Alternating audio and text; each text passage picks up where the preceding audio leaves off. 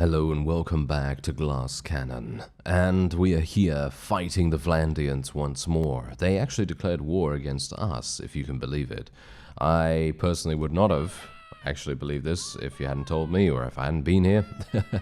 But yeah, generally, I don't understand this. I really don't understand why they would even bother trying to declare war against a faction that is quite literally, I think 4 or maybe 5, maybe even 6 times stronger than they are. I don't know, maybe this is their only option or whatever it is, but anyway, I have been doing a whole bunch of off-screen because obviously we were defeated in the previous episode and I needed to get my army back on its feet, of course. So apart from the fact that it took me a while to get all these guys back up to scratch, obviously I don't have everyone at max level. I mean, of course, I'm not going to have everyone at max level. That would be completely unrealistic. But I do have quite a few people that could still level up, and I also have a little bit more melee, I think, in my army. So maybe we're going to see a little bit more of that in the future as well, if they don't end up dying, of course, because let's face it, they do seem to die pretty often. But yeah, I mean, apart from that, should be pretty fun, because we are actually at war against 2 different factions, and the Azarai being the second one. So it depends what's going to happen with that. I really don't know, because obviously I'm not sure where we're going to go first. I think generally we're going to try our very best to stop the Vlandian aggression, stop their advance as much as we can, and then go on from there. So yeah, but anyway, this is a pretty large army, and they were kind of running around nearby to Druimore Castle. I was actually wanting to go here just primarily recruiting people. I was literally still just recruiting people, running around here fighting bandits, doing my best to level up my forces a little bit faster here and there. And yeah, I came across this army. Liena, I believe, is also helping us out in this particular fight. She was nearby at the same time, and yeah, that's pretty much it. But yeah, actually, the leveling up of my units tends to go very, very quickly when I auto-resolve against bandits, because I can literally fight, I don't know, 4 or 5 bandit parties in under. I mean, it depends on the population of that area, obviously, because, you know, let's face it, if you know, if there's a lot of bandit parties in the area, I can probably fight 5 or 6 of them in under a minute. And that can give me a lot of extra experience just from the sheer volume of them. And then I don't have to worry so much about finding enemies, you know, because finding enemies, that's where the main time sink comes in. And it seems to me a little bit of fast mode is required here. But yeah, we did end up actually losing quite a few units. A surprising amount of units lost. As you can see, we lost 27. I wouldn't have expected we'd lose that many, because we were on a hill. We did have the height advantage, so somewhat, but I suppose the enemy did have quite a few enemy cavalry, and it was pretty difficult to deal with them. Anyway, I actually want to report on something. On the note of taking prisoners, okay, so I did say to you that, you know, relation with the lords and keeping a decent honor rating, and making sure that everyone knows that you're a nice person, quote unquote.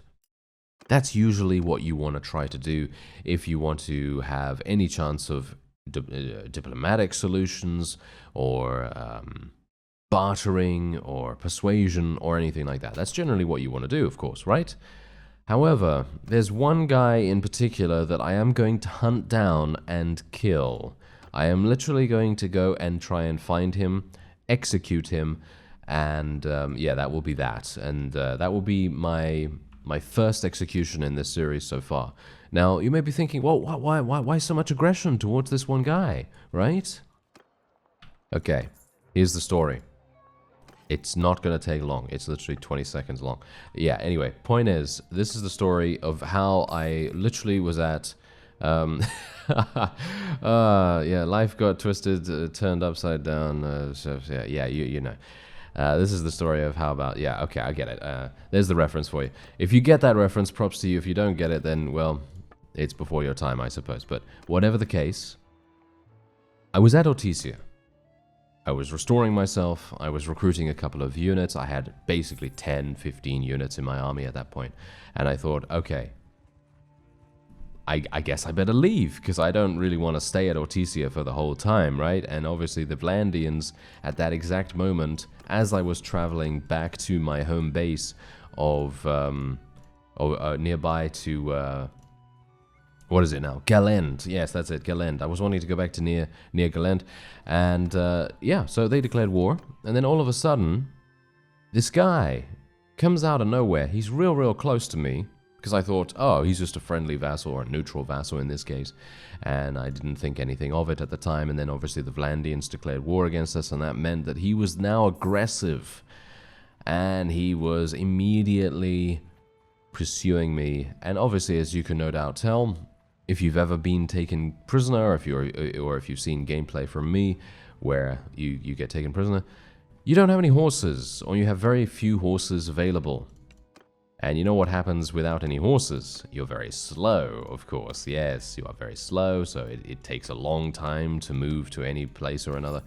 And that's what happened. So he got me into a fight, and obviously, because I have 10 or 15 units, he had 40 or something, and he had mostly mounted units as well, hilariously enough. I mean, literally, he had mostly mounted units just to compound the fact that he had so many more. Yes, that was an absolutely wonderful experience. And then he basically just took me prisoner for a second time. Yeah. Now, obviously, this could have been anyone, you know? This could have been anyone. This could have been any number of vassals from the enemy, right? It could have been any opponent whatsoever in the enemy faction. And, you know, they would have definitely taken the opportunity to take us prisoner, because it's war, of course. But this guy in particular kind of frustrated me so much that I'm going to hunt him down and I'm going to execute him. That's it. That's all we're going to do. We're just going to do that. I'm not actually annoyed, like really badly annoyed, because obviously it's a game. I know that. But for the sake of roleplay and for the sake of seeking vengeance, that is exactly what we're going to do. And I know his name, so we're going to be searching for him in just a second. I actually want to continue getting horses as well, because I don't know whether you can see down here, but look at the amount of people that we have on horses at the moment. We have 0.18. That is really not good enough, in my opinion. It's really not good enough. Anyway, Veron Castle has just been taken. That's fantastic. That's real good. This is what's currently going on in terms of the map. Turby Castle, Ormondfard Castle is looking pretty weak right now. Usanc Castle is just down there as well, but I'm actually thinking I'm going to go and take Gersagos Castle, because it's on the outliers. It's one of the outliers over there. It might make sense for me to just eliminate their presence on the outside. And Derthert. Oh, hello there, Derthert. I will see about attacking you in just a second, I think. Let me see what his composition is like. Alright, so this is the guy. This is the guy that took us prisoner when we were at our lowest, and I am going to be attempting to track him down. So he was last seen near Usanc, actually, and Derthart's army is right here, so I'm thinking we might want to attack him. I did take a look at his composition. He has bear assassins. Yes. He has a lot of bear assassins, so I am a little bit worried about this. But I think we can do it. If I get myself... Oh, you know what? If I literally get myself taken prisoner again... Oh, I don't even know. I'm going to be shaking my head at myself. Oh, yes. Definitely going to be shaking my head at myself, that's for sure. Anyway, let's see what happens. We are having fire arrows, which is always a wonderful spectacle. So I'm pretty happy with that. And the enemy is very far away. I'm actually going to see whether they decide to come close to us. Yeah, it seems like they are coming close to us. I'm just going to tell my people to hold fire at the moment. And we're going to tell our... well, tell the game to run a little bit quicker. Alright, so hang on a second. Round about now is when I will want our people to start firing. Let's do it. Oh, look at that volley. Oh, it doesn't do much, unfortunately. It doesn't do much right now. But the volley is looking real fun. It really is. Oh, what happened? Is this just me? Is this just me, or can you see this? I'm sure you could see this as well.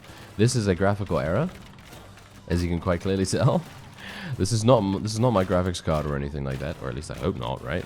Okay, I'm gonna have to retreat from this because that is absolutely ridiculous. That is probably the first time I've ever seen anything like that. It actually seems like we're gonna lose this, so I'm actually just gonna run away from this particular situation.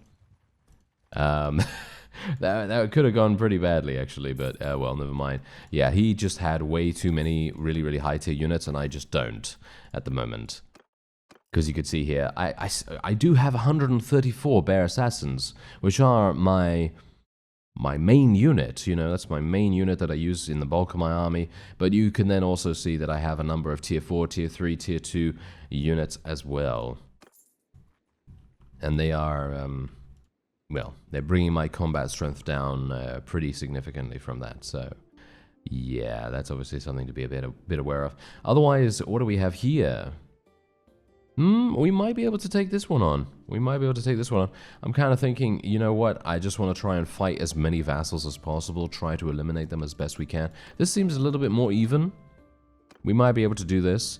If the graphics bug doesn't show itself once again, I mean, technically, it's actually not my graphics card, I don't think, but yeah, I think it was something to do with the super fast mode, with the way that was utilized in that fight. I guess I'm not entirely sure, to be honest, but anyway, we're just gonna go super fast mode once again. Oh, this is an absolute bloodbath. Okay, yeah, the enemy literally cannot do anything at this point. They have no shields by the looks of things, or I don't even understand why they are allowing themselves to be destroyed so incredibly easily.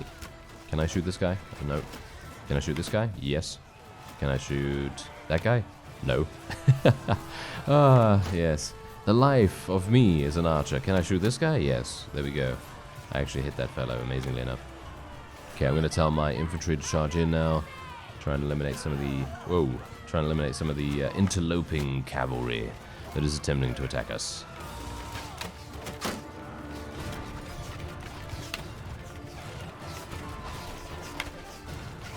And apart from the fact that I am obviously attempting to try and level up as many of our forces as possible, I have instituted a couple of extra caravans.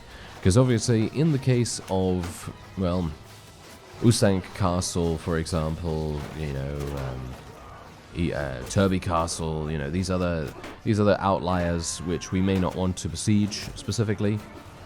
I thought to myself, okay, well, what's a better way of getting them? What's a better way of getting them that isn't persuasion? Because obviously persuasion at the moment is pretty powerful, because it does bring over an entire clan of allies potentially that you can then use to you know, improve the combat strength of your faction even further. But what is better than that? Well, everything as a price is also available, because obviously we are going to then have to spend quite a lot of money getting the castle, getting the town, or whatever it is, under our control. And bear in mind that obviously in that case, we're going to have to find a good owner for it, we're going to have to, you know, manage it a little bit, and we're going to have to spend quite a lot of money doing that. So, obviously, I think everything as a price is going to be quite a fun thing to do. So, yeah, that's... Ah, hello there, sir. This was by complete coincidence that this guy is here, but we're going to be taking him prisoner, and there we have it. Okay, so that is actually super cool. All right, we'll let everyone else go, and I will be taking all the prisoners, 114 level ups. Thank you very much for that. And there we have it. All right, so yes, as I was saying, everything as a price is probably going to be a pretty decent option for us in the case of these situations, because here's the thing. Do we really want to go over to Turby Castle and Ormondfart Castle and besiege them? Probably not, right? Because it takes us away from the front line, it takes us away from the action, and generally I would like to start moving down into Azerite territory and attempting to take as many things as possible there. So having the option to use everything as a price is definitely going to be something that I will definitely look forward to. But it's, you know, it's a case of, well, we'll use it when we have to, but we won't use it as an obligation. We won't use it as a, you know, as a thing that gets us territory primarily. You know, the primary function of everything as a price for us specifically is just going to be reducing those frustrating experiences where we have to go all the way back into some obscure part of the world and, you know, try to, you know, try to capture that thing through the use of siege. And in my opinion, that's actually kind of cool. I like that. So we're going to try to do that. If it doesn't work out, then obviously we can always decide not to use it any further. But I think it could be quite interesting to see how it goes. And, well, I don't even have it yet, so there's no real point in actually talking about it right now. But anyway, we're just going to wait here for some time because I would like to try and restore myself a little bit. And then we're going to go into Veron Castle. Now, bear in mind, I could destroy the walls here, but I'm actually not going to do that. I am going to do the catapult strategy this time around. Catapult strategy could be quite fun. There's a massive army right there. That is Derthert's army. I don't want to fight Derthert's army. If he goes in for me, I'm going to stop the game real fast. Going to pause the game real fast and just okay. There we go. He's actually he was waiting for reinforcements. Why was he waiting for reinforcements? He could have easily taken us. Okay, well, whatever the case, I'm going to be heading in here. So we don't have any support from the catapults, which is a little bit worrying, because I was very much hoping that we would have some support there. But okay. Guess that's how it's going to have to be. And we're going to have to put these forces around about here, these forces here, and then we're going to put everyone into a loose formation. There we are. And now, let's just go super fast mode. And I will attempt to get up here as well. I think most of my forces are going to be able to do some pretty significant damage from this location. While they may be very, very close to the enemy, I think it's actually necessary to do that so that they get prime real estate on the killing lines or lines of sight that they're going to be able to use to maximum effect, or at least I can hope so.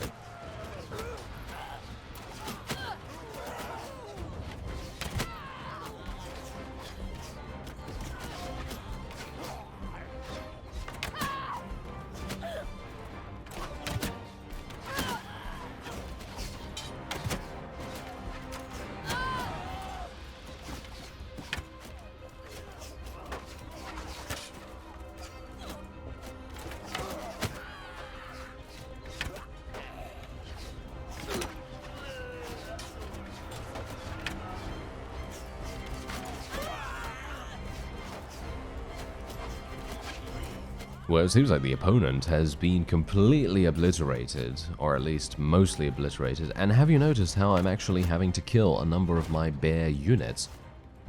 Yeah, that is actually starting to happen now, because obviously I enabled that in my little warband's, settings file, where the AI, in my faction at the very least, can recruit my specific units. Now, the only thing that is causing the opponents being able to use them is they are either persuading them to become their units through, through prisoners, or they are able to rescue a bunch of these units from bandits or prisoners somewhere else, and then they are integrating them into their armies, which is obviously...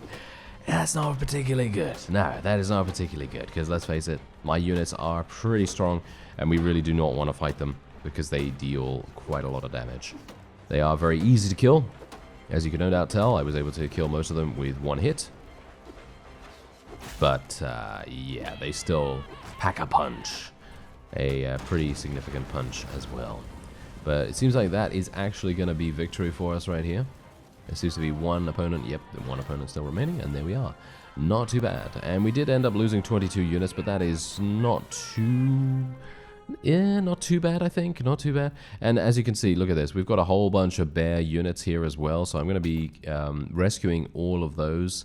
And we also have... oh, we have some more bear units here as well, actually. Okay, so one thing that I definitely want to do is I want to get those bear units. I know I said that I was not going to be recruiting any units from alternate factions, but I'm going to be, just slapping these in the garrison straight away. So, we're not going to be using those or anything like that. Nothing to worry about there. Anyway, let's take all the loot. Going to be not claiming the fief, and we're going to be putting these in the garrison straight away. So the Battanians, hired units, Imperials. Just got to make sure I'm not putting any of my units in here. There we go, Britannian, Imperial, Imperial, and there we go. Now we just have bears only. Okay, fantastic. Alright, so let's wait for some time. Is Derthert wanting to take this? No, he does not want to take this. Actually, kind of surprising that he did not go in there against us. I would have expected him to do something like that, but apparently he knows. Yes, he knows about us. He knows about the strength of the bear assassins and so on and so forth. Oh yes, actually, I forgot 100% to do something quite important. And you know what that is, right? Yeah, I think you know what that is. So what we're going to do is we're going to just head into my party screen real quick. There he is. Hello there, sir. Goodbye. Execution. Boom. Oh, yes. And now he is done. Whew, that is nice. That's a good feeling right there. That is a good feeling. Unfortunately, I have now, from my very first execution, I have gained the devious trait. I actually would have expected it to take a little bit longer for me to gain a trait like that, but alright, yeah, that's absolutely fine. I mean, you know, we've got to take the consequences of our actions, and as you can see, we have honor -1. Yeah, indeed. And do you remember, it's actually been 6 years, by the way. Do you remember that I actually reduced her age from 50? Because obviously I, you know, switched up her, well, her appearance from all the way back when we first created the character. And I reduced her age by 50%. So in other words, she was 50, and now she's, well, she was 25, and now she's 31. So it's been 6 years since we've created this character, which is actually kind of interesting. And we are now going to be sending a messenger to our daughter as well, because we really do want to get our daughter into the army, and hopefully she's going to be able to level up her skills and so on and so forth. So let's see now. I want you to join my party. There we go. Alright, so she's in my party, and she has pretty good gear as far as I'm aware, so I don't think I really need to outfit her in anything, but let's just take a look anyway. Yeah, she has a need for a horse, obviously, and she's also using a really good... What? Okay. She's using a really, really good two-handed polearm right there. That's actually kind of crazy. And I think she's going to be a force to be reckoned with, although she has a very low skill value in absolutely every single way. So it's going to be kind of a funny thing to see her fight, I suppose. But she's going to level up reasonably quickly, hopefully. Anyway, you know what? I probably should have fought these looters. Shouldn't I have fought these looters? Yeah, that's probably what I should have done, because then she could have gone in there, fought them with very minimal chances of being eliminated, because knowing my luck, my daughter is probably going to get murdered in the first one that we go into. You know, that would probably be exactly what would happen. But, well, we can just try and see. We're just going to sell all this. We're going to sell all of this as well. There we go, another 73,000 for us. And we're now going to go back to Usanc Castle. I would like to be able to take that too, if at all possible, as I think that my armies, or shall we say the armies of Barebones-topia, they will be attempting to take Turby Castle and Ormondfard Castle themselves. So I shouldn't need to go back there, hopefully, cross fingers. Yeah, cross fingers that I shouldn't have to, but you never know. Maybe I will have to at some point, but I will do that off screen, because I really don't want to do that in an episode. I feel like it is, well, not a waste of time, but I would definitely say that it is definitely not the most riveting thing to see. And speaking of riveting, is it riveting to see Usanc Castle siege? That's the thing. I don't think it is, but we're going to be building a bunch of catapults, and maybe that's going to be fun. So we'll do that, and then we'll head in. And the catapults are bombarding the walls already, and they're actually getting a couple of kills. Not a massive amount just yet, but I'm very much hoping that that will change soon. And my forces, I'm actually going to try a little bit of a different tactic here with my forces. I'm going to allow them to be automatic. So I'm going to see what kind of performance they're able to give while being just commanded automatically without me placing them in a particular area or another.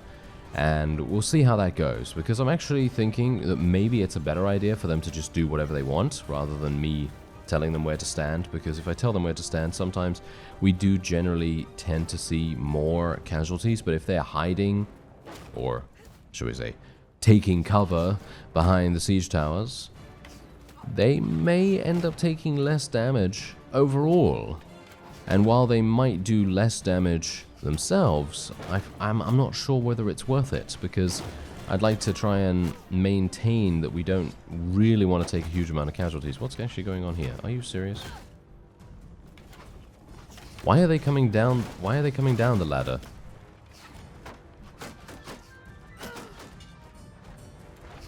That is weird. This is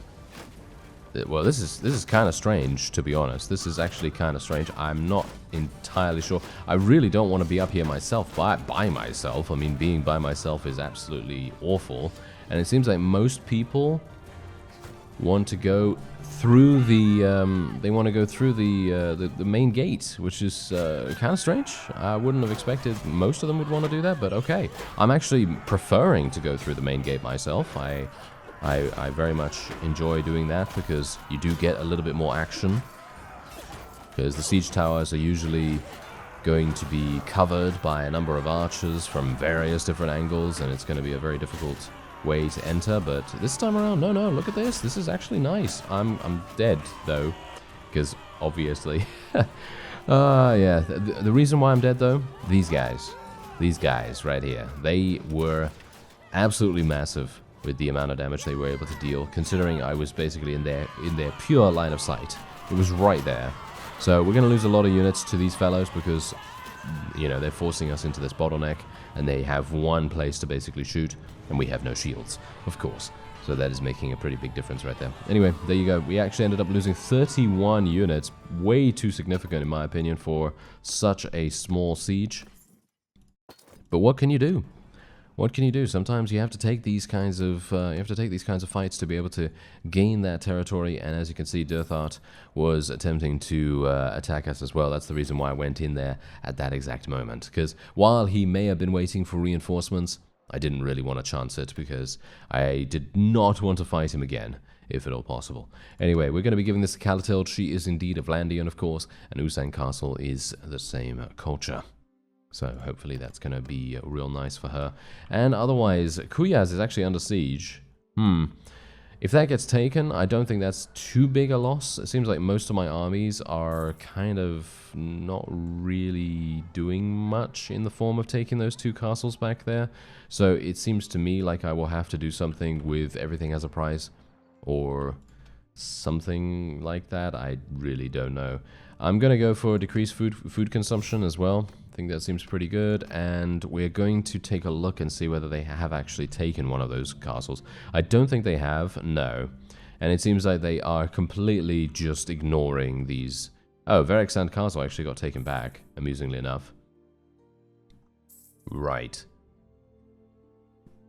Catapult is defending Quyaz. Oh, okay. So most of my armies are actually responding to the siege at Quyaz, and that is actually understandable. I think that's perfectly fine, but it is definitely something that I don't know. I feel like not all of the armies need to go over there. I feel like just two would be fine. Catapult could stay back and do a little bit of cleaning up in the back here, because obviously we need someone to be able to take these castles, and I suppose that someone is going to be me, eventually. And Quyaz has been taken by the Azurai. Oh, look at this, Bertild. Ah, look at that. The Bertild clan has advanced to level 6. Fantastic. We finally reached clan tier 6. That's super nice. By the way, these are the factions that want us to secede. Yeah, that's not going to happen, is it? No, I don't think that's going to happen anytime soon. And this is our current combat strength. So here's the thing. I feel like at the moment, the series is getting to a point now where, I mean, you know, notwithstanding the events of the previous episode, because obviously the previous episode we were defeated, but ignoring that, my faction as a whole does seem to be pretty strong. And I'm not sure whether they're unstoppable as such. Yeah, I don't think they're unstoppable just yet. But I do think that they are very strong, and as a result, it is making things, I don't know, maybe a bit predictable. I don't know. You're going to have to be the judge of that, and you'll have to let me know. But if you see here, look at the Vlandians. They have 2.7 in combat strength.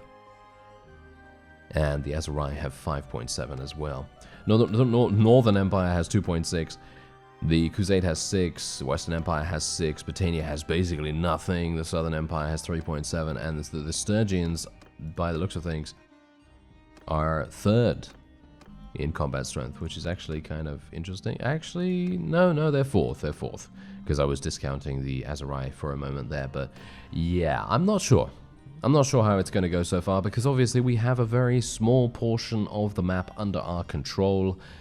But if you think about who can actually defeat us, well, obviously not me specifically, but who can defeat our faction with the current combat strength that we have at the moment. So it is very much a case of maybe we want to think about the series ending at some point soon, maybe in the next 5 or so episodes. I'm not entirely sure just yet how that is going to be, but let me know. Let me know what you think about that, because if we are able to sweep across the land and take everything in our path, which is not happening that easily at the moment, but if it does start happening like that, it's going to be one of those times, it's going to be one of those times where we just go, okay, siege,